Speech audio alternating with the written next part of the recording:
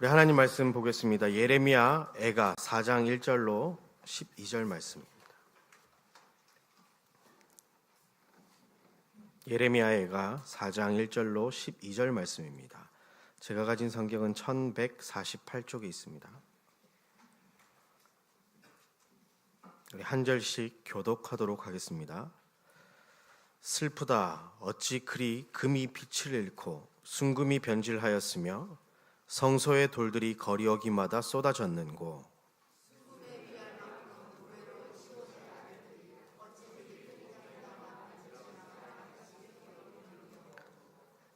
들깨들도 젖을 주어 그들의 새끼를 먹이나 딸 내 백성은 잔인하여 마치 광야의 타조 같도다.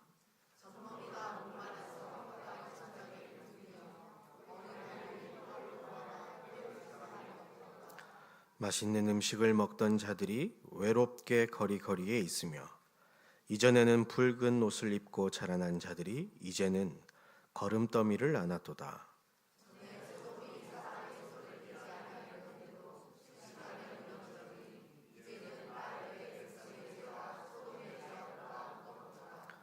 전에는 존귀한 자들의 몸이 눈보다 깨끗하고 젖보다 희며 산호들보다 붉어 그들의 윤택함이 갈아서 빛낸 청옥 같더니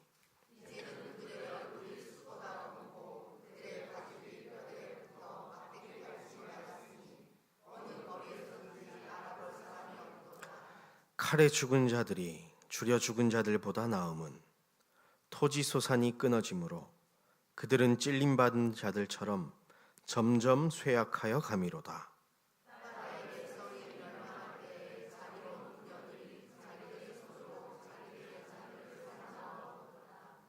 두 절 함께 보겠습니다. 여호와께서 그의 분을 내시며 그의 맹렬한 진노를 쏟으시며 시온에 불을 지르사 그 터를 사르셨도다. 대적과 원수가 예루살렘 성문으로 들어갈 줄은 세상의 모든 왕들과 천하 모든 백성이 믿지 못하였도다. 아멘. 담임 목사님께서 지금 유럽 순회 1차 합숙으로 출타 중에 계십니다. 함께 계속 기도로 지원해 주시고 그 속에 하나님의 나라가 임하기를 계속 함께 해주시길 바랍니다. 다락방 초창기에 재미난 우스갯소리를 많이들 했습니다. 어떤 말이었냐? 이 사람 복음 못 깨달았네. 너만 깨달았냐? 나는 못 깨달았냐? 이런 우스갯소리들을 했습니다. 그런데 요즘은 그런 말 잘 안 하죠. 요즘은 무슨 말을 하느냐? 모이면 이 사람 흐름 못하고 있네. 그런 얘기를 합니다. 말씀이 흘러가고 있는 방향을 타지 못하면 구원받은 하나님의 자녀라 할지라도 하나님과 반대되는 방향의 길에 서 있을 수 있다는 얘기입니다. 우리는 철저하게 하나님께서 말씀하시는 그곳을 향해 가야 할 줄 믿습니다. 제가 만약에 지금 이제 부산을 가고 싶은데요. 기차역에 갔습니다. 그런데 광주행 기차를 타면 어떻게 될까요? 제가 아무리 능력이 있고 아무리 뛰어나고 아무리 돈이 많고 가진 것이 많아도 부산에 갈 수가 없는 것입니다. 하나님의 말씀에 말씀하시는 그 방향을 따라 가지 않게 된다면 그 어떤 자라 할지라도 하나님과 반대되는 길에 설 수 있다는 것을 우리는 반드시 기억해야 됩니다. 언약의 여정을 걸어가고 있는데 어디로 가야 할지 방향을 못 잡으면 어떻게 되겠습니까? 영적인 방황하지 마시고 진짜 말씀의 흐름을 따라서 하나님이 원하시는 길을 향해 걸어가시기를 예수님의 이름으로 축복합니다. 지금 2019년도가 9주가 흘러갔고 10주차에 접어들었습니다. 한 주간 상번제의 축복을 누리고 계셨습니까? 소리가 좀 작습니다. 상번제의 축복을 누리셨습니까? 아멘. 만약에 내가 상번제와 상관없이 살았다면 한 주간 하나님과 다른 쪽을 향해 한 걸음 걸어간지도 모릅니다.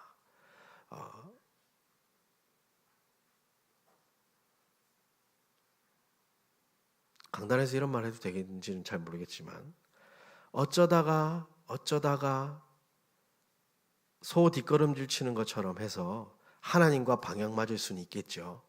그런데 우리가 그런 신앙생활이 아니라 하나님께서 말씀하시는 그 말씀을 따라 당연히 행복한 전도자로 살아가야 할 줄 믿습니다. 아멘. 그래서 예배 속에서 모든 축복을 확인하시길 바랍니다. 민수기 28장을 통해서 우리가 지난 주간 상번제에 대해서 들었는데요. 이건 두 번째 하나님께서 예배 축복을 이야기하셨을 때 이야기였습니다. 그런데 처음 이 예배 축복을 이야기하실 때 출애굽기 29장에 보면 하나님께서 예배를 왜 드리라 말씀하셨는지에 대해서 알 수 있습니다. 29장 38절에 보면 상번제를 이야기합니다. 네가 제단 위에 드릴 것은 이러하니라. 매일 1년 된 어린 양 2마리니 한 어린 양은 아침에 드리고 한 어린 양은 저녁 때에 드릴지며 한 어린 양에 고운 밀가루 10분의 1 에바와 찌은 기름 4분의 1 흰을 더하고 또 전제로 포도주 4분의 1 흰을 더할지며 한 어린 양은 저녁에 드리되 아침에 한 것처럼 소제와 전제를 그것과 함께 드려 향기로운 냄새가 되게 하여 여호와께 화제로 삼을지니 이는 너희가 대대로 여호와 앞 회막 문 앞에서 늘 드릴 번제라. 이렇게 얘기합니다. 하나님께서 이제 이스라엘에게 제사 드릴 것을 말씀하시면서 뭐라고 얘기하시냐? 후반절 함께 읽겠습니다. 내가 거기서 너희와 만나고 내게 말하리라. 다음 절 보면요. 내가 거기서 이스라엘 자손을 만나리니 내 영광으로 말미암아 회막이 거룩하게 될지라. 내가 그 회막과 제단을 거룩하게 하며 아론과 그의 아들들도 거룩하게 하여 내게 제사장 직분을 행하게 하며. 두 절 함께 보겠습니다.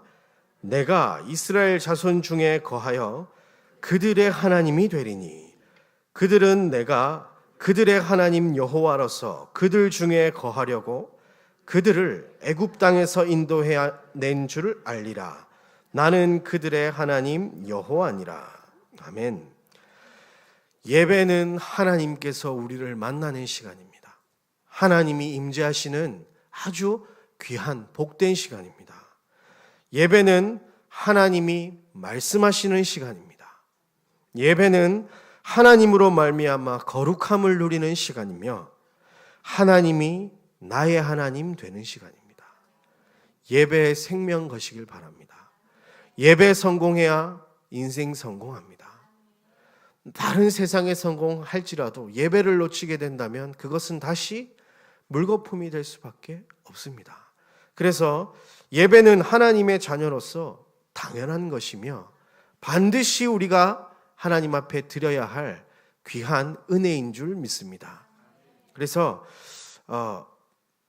2019년 모든 예배 속에서 말씀을 받고 하나님 앞에 예배를 드릴 때 나는 행복한 전도자, 여기에 방향 맞추셔서 말씀을 들으시길 바랍니다.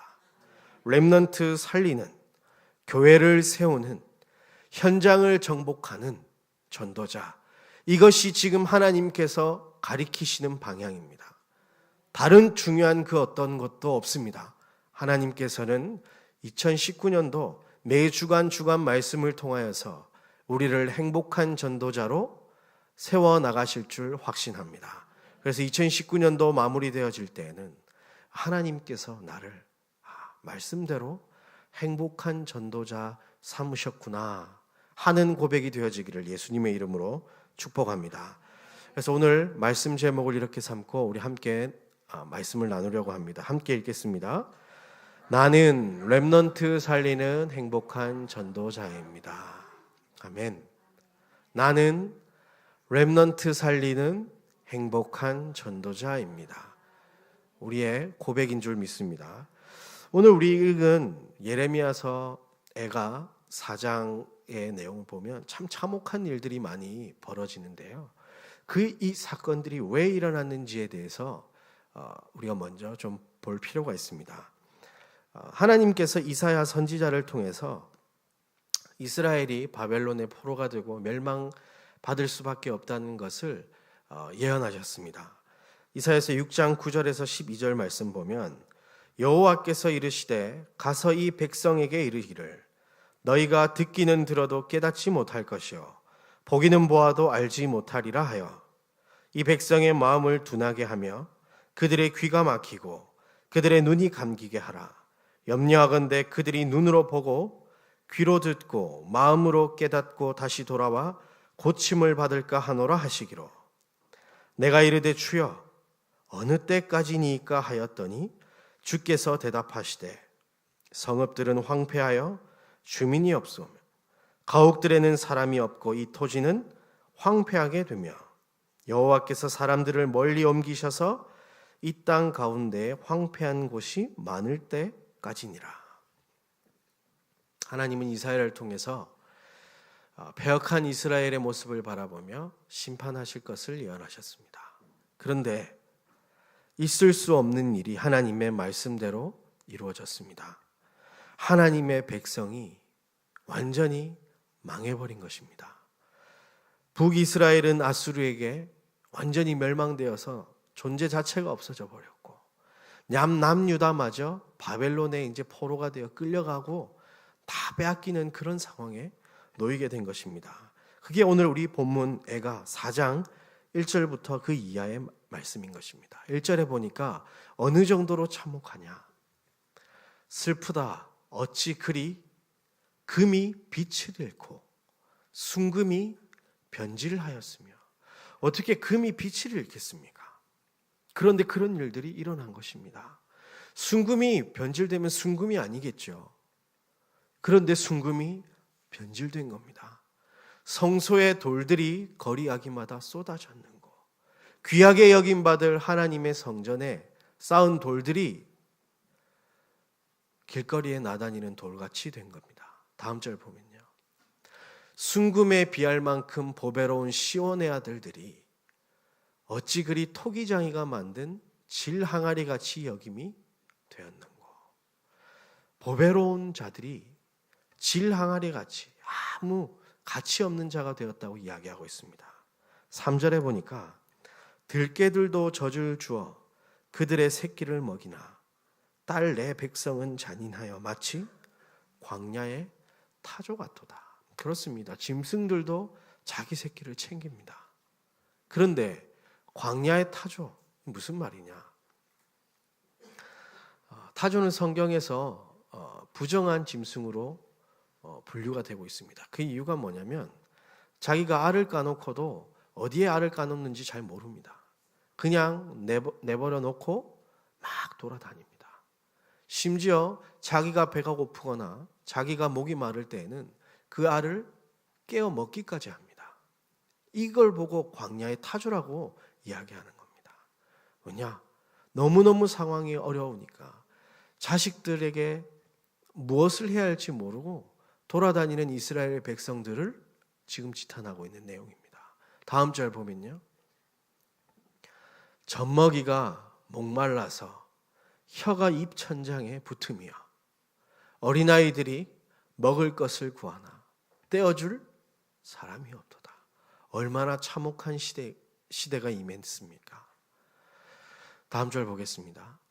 맛있는 음식을 먹던 자들이 외롭게 거리거리에 있으며 이전에는 붉은 옷을 입고 자라난 자들이 이제는 거름더미를 안았도다. 배불리 먹던 자들이 길에서 먹을 것을 찾아 헤매게 되고 붉은 옷을 입고 자란 자들, 신분과 권세가 있던 사람들이 이제는 거름더미를 안고 살고 있다고 이야기합니다.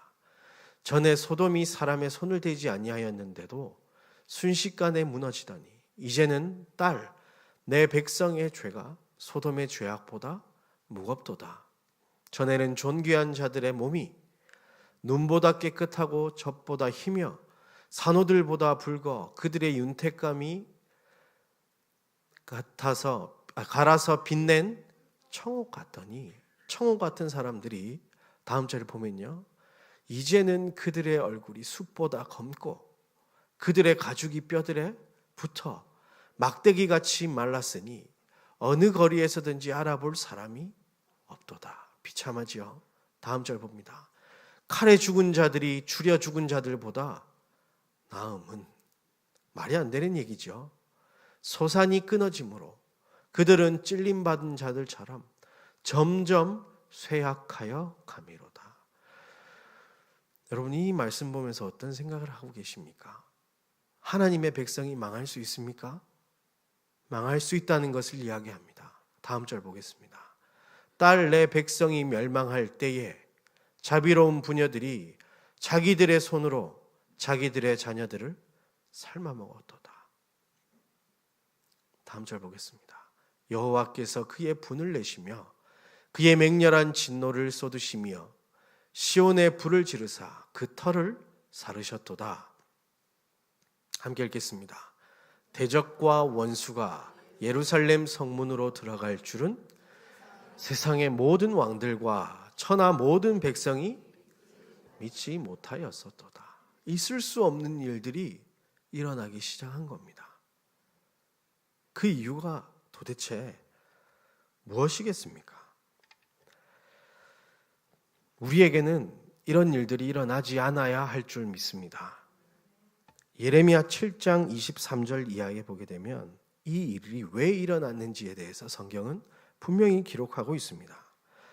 오직 내가 이것을 그들에게 명령하여 이르기를 너희는 내 목소리를 들으라. 그리하면 나는 너희 하나님이 되겠고 너희는 내 백성이 되리라. 너희는 내가 명령한 모든 길로 걸어가라.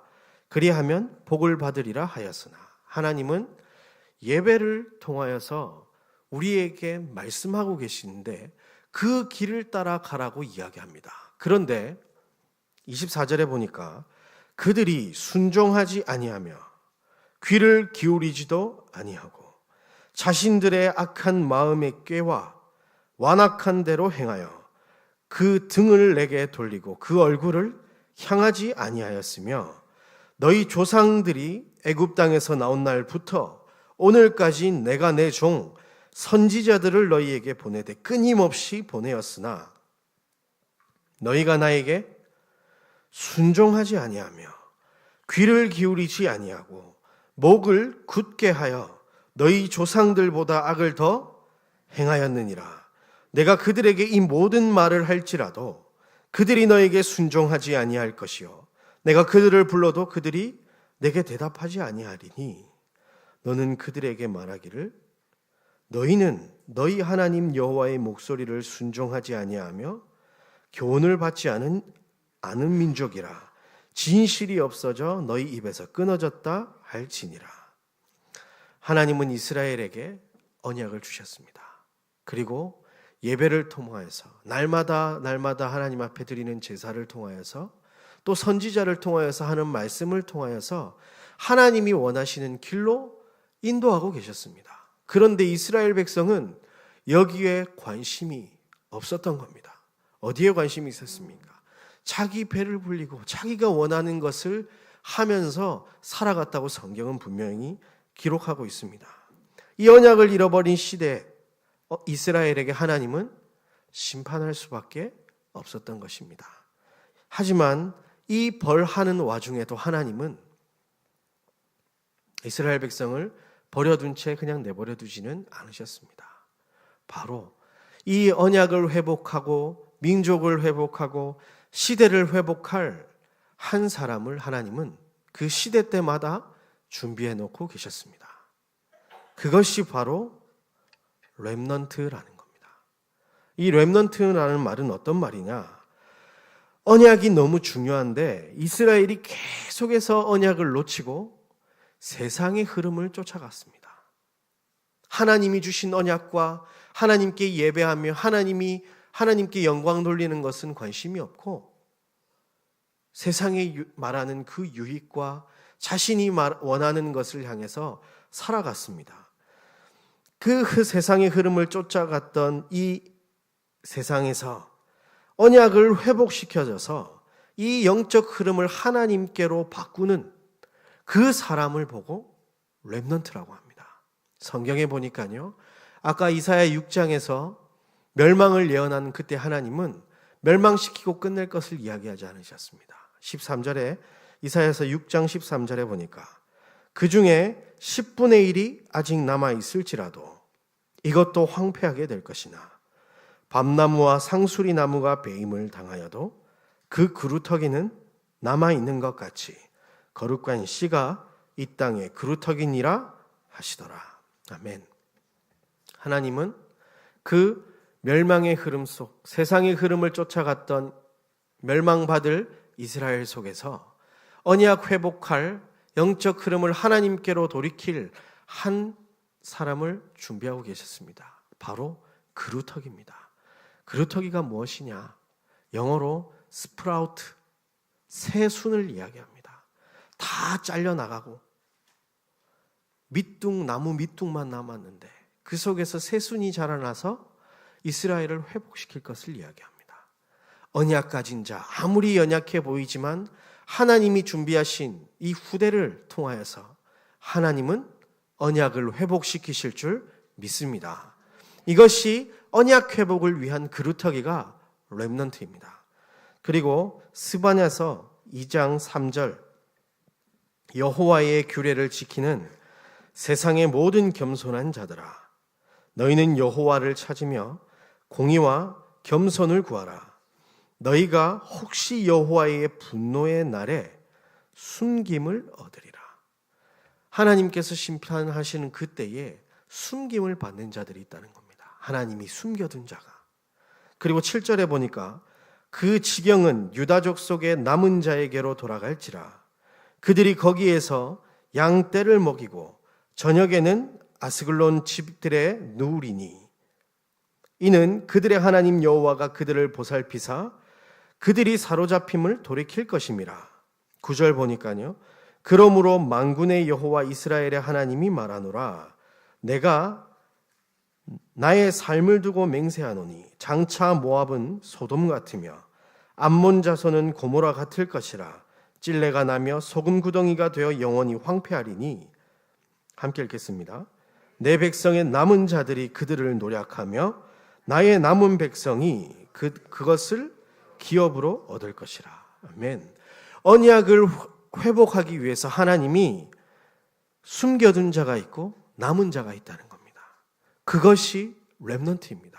우리가 렘넌트 살리는 전도자로 살기 위해서 이 렘넌트가 무엇인지 정확히 알아야 되는 것입니다.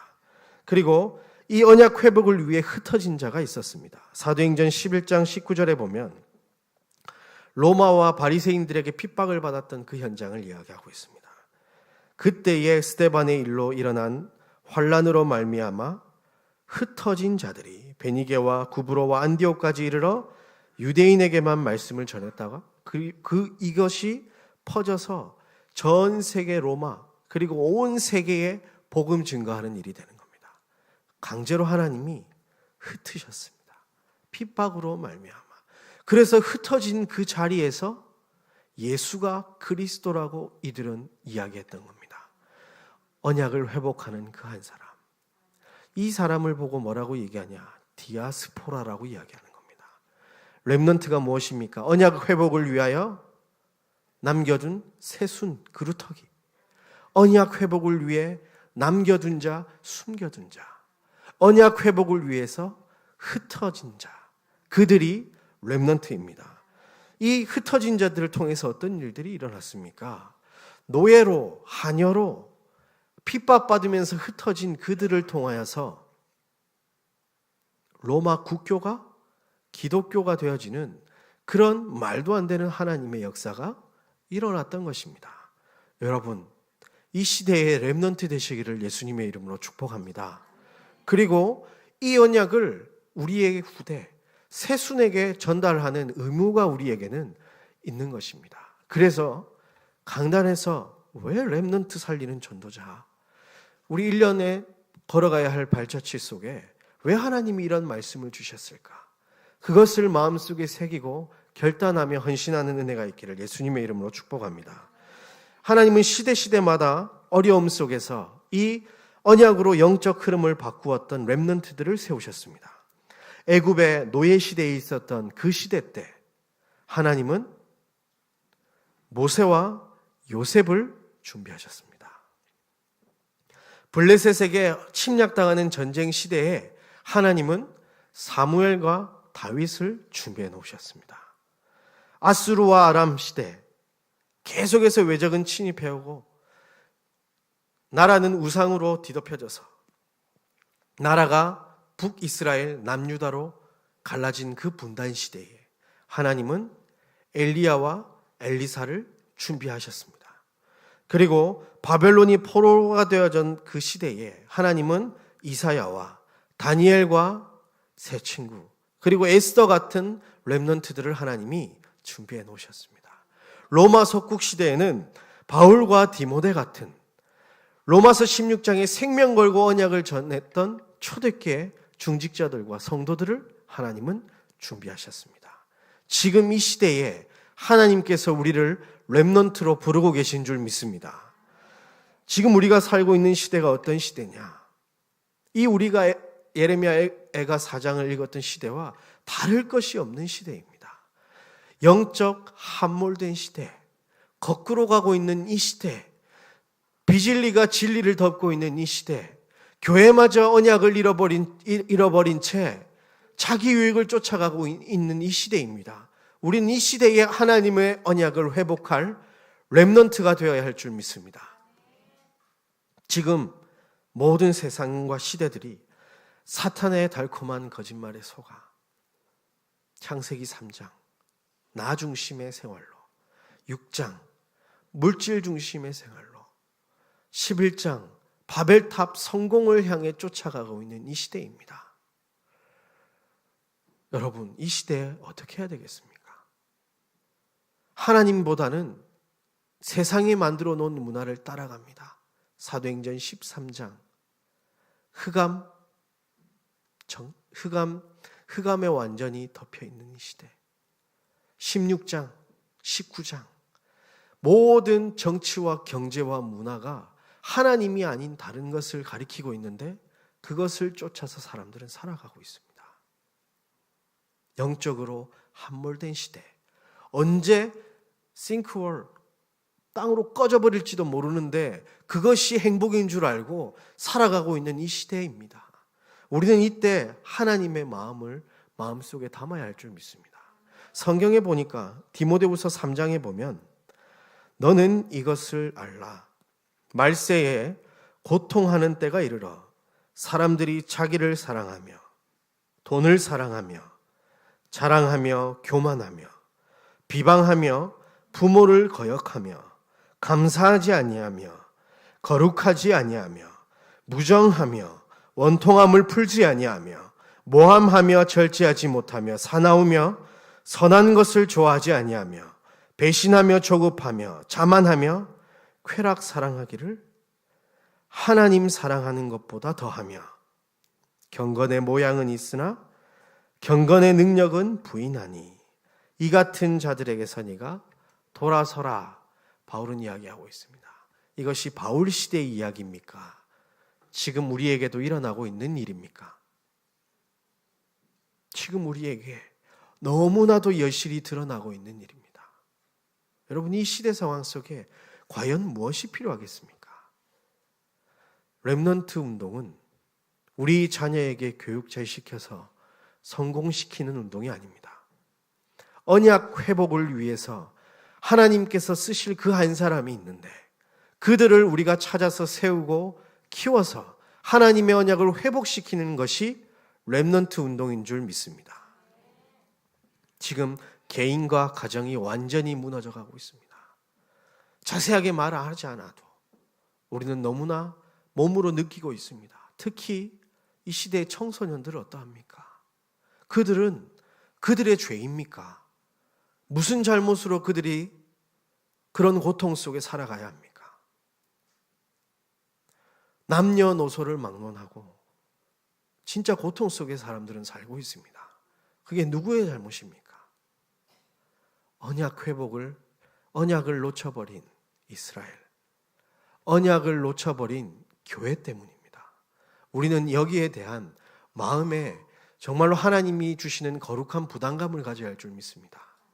우리가 언약 회복하지 않으면 이 시대는 소망이 없는 것입니다. 불신자들에게 그 죄가 있지 않습니다. 불신자들은 어쩔 수 없이 그 고통의 쳇바퀴 속에 운명 저주 사주팔자에 매어서 고통하며 살 수밖에 없지만 하나님은 그 언약 회복, 생명의 회복을 언약 가진 자들에게 주셨는데 우리가 그것을 놓쳐버리면 어떻게 하겠습니까? 우리가 그것을 회복시키는 것이 렘넌트 운동입니다.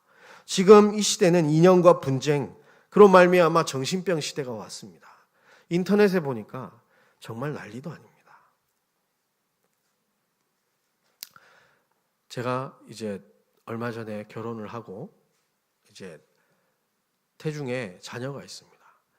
그래서 막 기도를 하고 있는데 와, 진짜 얘가 태어날 때쯤 되면 진짜 세상이 장난이 아니겠구나 하는 생각이 들더라고요. 인터넷에 보니까 좌우 싸움이 장난이 아니고요. 이제는 남녀, 동서, 이념 전쟁, 분쟁, 한민족이 이렇게 싸울 수가 있습니까? 이게 누구의 장난입니까? 우리 아이들이 자라날 시대입니다. 지금 유치원생들, 초등학생들부터 영적 문제가 와가지고 고통받는 시대입니다. 세상은 다 포장해놓고 파라다이스 같이 이야기하고 있습니다. 과학 문명이 발전해서 모든 것을 다 할 수 있을 것처럼 이야기합니다. 그런데 어떻습니까? 그 이면에 영적 문제는 갈수록 심해지고 있고 고통받고 있습니다. 그 이념 싸움하는 사람들이 못 배운 사람들이냐? 아닙니다. 세상에 성공하는 사람들이 끌고 가고 있지 않습니까? 왜 세상은 더 어려워집니까? 바로 언약을 놓쳐버렸기 때문입니다. 우리가 책임감을 가지고 이 언약을 회복시켜야 할 줄 믿습니다. 그래서 하나님은 렘넌트 살리는 전도자가 되라고 우리에게 말씀하고 계십니다. 우리가 여기에 우리의 모든 부분들을 걸어서 하나님의 마음을 붙잡고 하나님의 소원을 담아서 하나님이 가르치시는 그곳을 향해 나아가야 될 줄 믿습니다.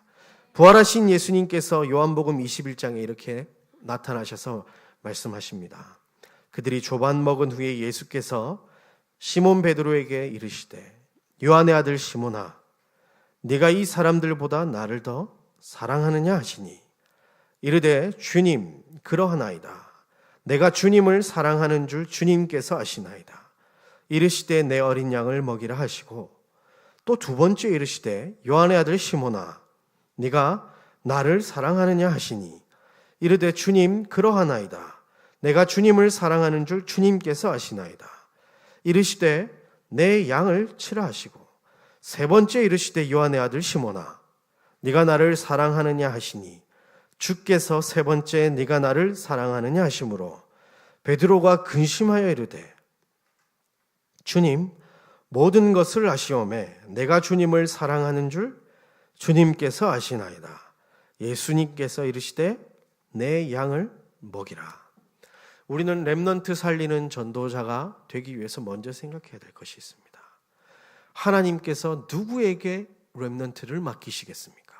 오늘 부활하신 예수님께서는 베드로에게 나타나셔서 묻습니다. 렘넌트를 맡길 자에게 내 어린 양을 맡길 자에게 묻고 계십니다. 네가 나를 사랑하느냐? 렘넌트 살리기 이전에 예수가 그리스도 되신 그 언약으로 말미암아 주신 하나님의 사랑 속에 깊이 들어가시길 바랍니다. 그리스도를 사랑하시길 바랍니다. 예수께서 이 땅에 오셔서 십자가의 죽으심과 부활하심, 그로 말미암아 하나님 만나는 길을 여셨습니다. 그분이 우리 인생의 주 되심을 고백하고 사랑하시길 바랍니다. 이 그리스도께 집중하시길 바랍니다. 하나님은 이 자에게 렘넌트를 맡기실 줄 확신합니다. 그리고 세상의 것, 창세기 3장, 6장, 11장, 나중심, 물질 중심, 성공을 심는 것이 아니라 사도행전 1장 1절, 3절, 8절 오직 그리스도, 오직 하나님의 나라, 오직 성령을 전달하시길 바랍니다. 그리스도를 자녀 성공에 이용하지 마시길 바랍니다. 렘넌트 운동을 자녀 성공하는 데 쓰지 마시길 바랍니다. 그것 때문에 예레미야 7장 예배를 드리면서 망해가고 있는 그 현장, 예레미야의 4장에 참혹한 일들이 벌어지지 않습니까?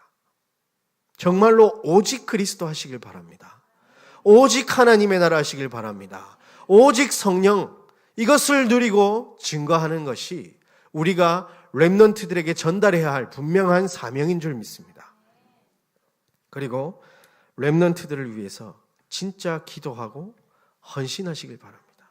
기도만 하지 마시고 이제는 진짜 실제로 기도하면서 실천하고 헌신하시길 바랍니다. 특히 주일학교를 놓고 기도하시길 바랍니다. 여러분들 유치부 렘넌트들이 몇 명인 줄 아십니까? 초등부 렘넌트들 몇 명인 줄 아십니까? 중고등부 몇 시에 어디서 예배드리고 계신지 아십니까? 대학부 어디서 예배를 드리는지 알고 계십니까? 여러분들 진짜 기도하시고 가서 그 예배 때 참석하시고 힘을 주시길 바랍니다. 그들이 하나님이 우리에게 맡기신 어린 양이기 때문입니다. 그리고 예배에 참석하지 못하는 우리 중직자들 또 성도님들의 자녀들이 있습니다. 그들을 위해서 진짜 기도하시길 바랍니다. 제가 이야기 들으니까 어디 여전도회에서는 교회 아직 회복 못하고 있는 자녀들을 위해서 정시기도 한다고 하더라고요. 그렇습니다. 진짜 기도하시길 바랍니다. 우리 그 예배에 나오지 못하고 있는 그 친구 한 명이 나중에 언약을 회복해서 모든 영적 흐름을 하나님께로 돌릴 렘넌트가 될 수 있습니다. 지금의 모습을 보고 판단하지 마시길 바랍니다. 하나님은 하실 수 있습니다. 그 아이가 언약을 회복하길 원한다면 하나님은 그 아이를 들어서 한 시대를 하나님 앞으로 돌이키실 줄 믿습니다. 그리고 우리가 렘넌트 기도 후원 카드를 받았습니다. 한 장 또는 2장 받았습니다. 그 아이 예수님께서 직접 나타나셔서 나에게 내 양을 먹이라 하고 맡긴 렘넌트라 생각하시면서 기도하시길 바랍니다. 진짜로요. 저는 그 아이 기도하다가 그 아이를 위해서 기도하니까 그 가족들까지 같이 기도가 되더라니까요. 그 아이 혼자서는 이 언약 회복할 수 없기 때문에 부모님들까지 기도하게 되더라니까요. 여러분들 기도의 불을 끄지 마시길 바랍니다. 진짜 실제로 렘넌트들을 위해서 기도하는 시간을 가지시길 바라요. 그리고 렘넌트 주일 매달 마지막 주일날 드려집니다. 참석하시길 바랍니다. 함께 동참하셔서 렘넌트 살리는 전도자로 살아가시길 바랍니다. 렘넌트 주일날 또 렘넌트 헌금을 우리가 준비해서 하나님 앞에 드립니다. 렘넌트 후원금을 모으는 것이 아닙니다. 렘넌트들을 위해서 기도하고 그 마음을 담아서 하나님 앞에 드리는 예물입니다. 그것을 통해서 하나님께서 우리 렘넌트들에게 어떻게 역사하실지 한번 상상해 보시기 바랍니다. 하나님께서는 우리의 작은 기도와 실천을 통해서 더 큰 하나님의 작품을 만들어 가실 줄 확신합니다. 이 일을 통하여서 하나님께서 반드시 우리에게 언약을 성취하실 것인데 이 언약의 약속의 말씀을 붙잡고 실천하는 이 일, 행복한 전도자의 언약 성취를 누리는 CVDIP가 되어질 줄 확신합니다. 이 응답의 주역 되시는 모든 성도님들 되시기를 예수님의 이름으로 축원합니다.